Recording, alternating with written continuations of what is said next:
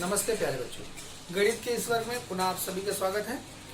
हमने पिछले वर्ग में बताया था मापन के अंतर्गत लंबाई, उसके अंतर्गत चौड़ाई, मोटाई, दूरी मापना और उसके आगे मापन में वजन और द्रव्यमान अगला भाग है। उसके बाद में आएगा आपका धारिता अर्थात आयतन। अब मापन, वजन, द्रव्यमान, भार है ना, भार यानी वजन।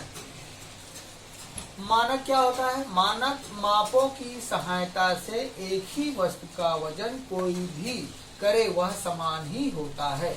वजन, द्रव्यमान अर्थात भार की मानक इकाई मात्रक कहलाती है। उसको क्या कहते हैं? किलोग्राम। जैसे कि किसी चीज का वजन है, मैंने इसके बराबर माप लिया, लेकिन अगर दूसरा चीज से मापेंगे उसका अलग, इसका अलग आएगा।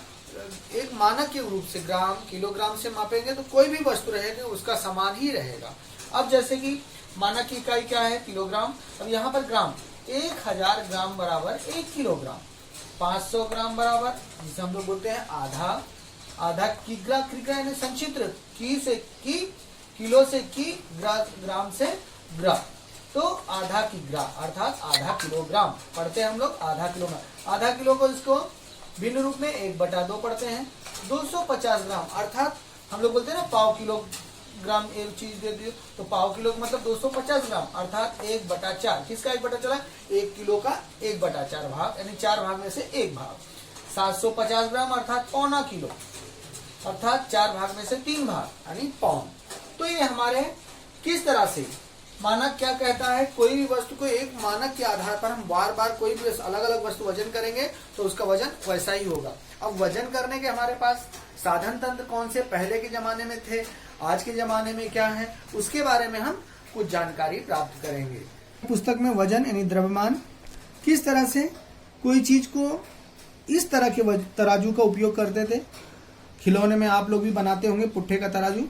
देखिए, वजन यानी भार नापने का।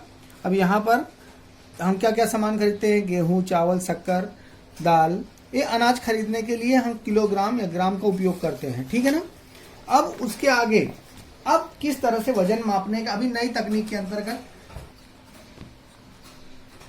इलेक्ट्रॉनिक है, जो बैटरी से या चार्जिंग से, इलेक्ट्रिकल मशीन से चलता है, तो 1 ग्राम, किलोग्राम उस पर बताया जाता है। इसके ऊपर सामान आप लोग जाते हैं दुकान में तो आजकल हमको विशेष रूप से देखने को मिलता है, ये हुक वाला है। जितना वजन इसमें लटकाएंगे ये उस पर आकर के रुक जाएगा। ये नंबर के हिसाब से ये डिजिटल है, इलेक्ट्रॉनिक मशीन जो बैटरी से चलता है।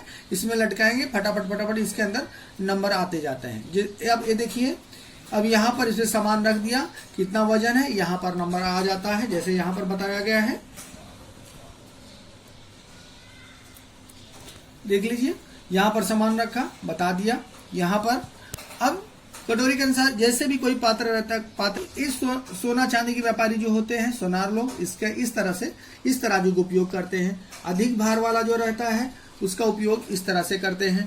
ठीक है, ये देखिए ज्यादा वजन रहता है। ये सब भंगार वाले कैसे अधिक वजन का, या घर में छोटी मोटी सामान का वजन करना है तो इस तरह से। भाजी सब्जी वाले भी रखने लगे हैं दुकानों में, ड्राई फ्रूट्स वगैरह बेचने वाले। और आज स्टेशन में पहले इस तरह का वजन काटा का उपयोग किया जाता था, विशेषता। अब ऐसे वजन काटा हमने देखा होगा, ऐसे भी देखा होगा। तो इस तरह से हम हमारे आपके गांव में जो भी लोग रहते, पहले वजन काटा कम पड़ जाता था। देखो, ईंट रखा हुआ है या पत्थर रख करके उसका वजन, एक गुड़ है उसको तोड़ करके इसमें रखा हुआ है, वजन कर रहे हैं तराजू से। तराजू भी कैसे होते थे, अब इसको देख करके आप आभास लगा सकते हैं कि वजन काटा बराबर नहीं। एक मन को संतोष होने के लिए वजन यानी भार का बता देते थे कि इतना बड़ा 2 ईंट या 2 पत्थर रखे 1 किलो के बराबर है, इसलिए उसका उपयोग करते थे इस तरह से पहले के समय में। लेकिन जो हमने पहले बताया वो अभी तत्काल के समय में इसमें गलत हो सकता है। इस वजन काटा में कोई गलतियों की संभावना रहती, क्योंकि कितने मिली सेंटीग्राम सब कुछ आ जाता है, यानी मिलीग्राम तक बता देता है, कोई भी नहीं। इसका प्रमाणिक इकाई एकदम सही होता है।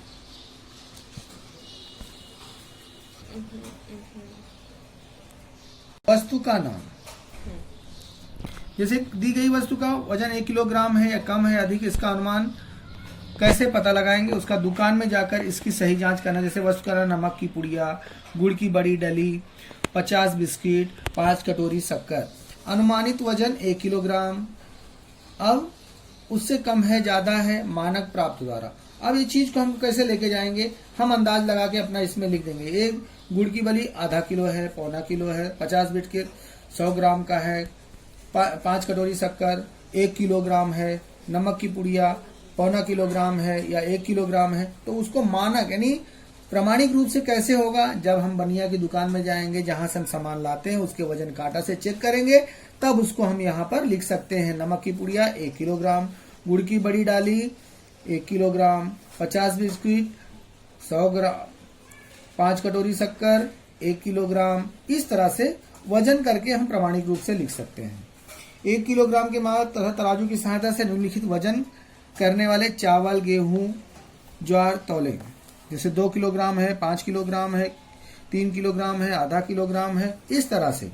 और अभी हमने आपको बताया तराजू कितने प्रकार के होते हैं। कमानी जो हुक वाला है वो कमानी, इलेक्ट्रॉनिक तराजू, डंडी वाला तराजू जो गांव में देखा जाता है, और मनुष्य का वजन करने वाला नहीं, जो हमने रेलवे के स्टेशन पे वाला तराजू बताया। दूसरा जो बहुत अधिक वाला बताया, तो हम आप भी खड़े होकर के अपना वजन कर सकते हैं।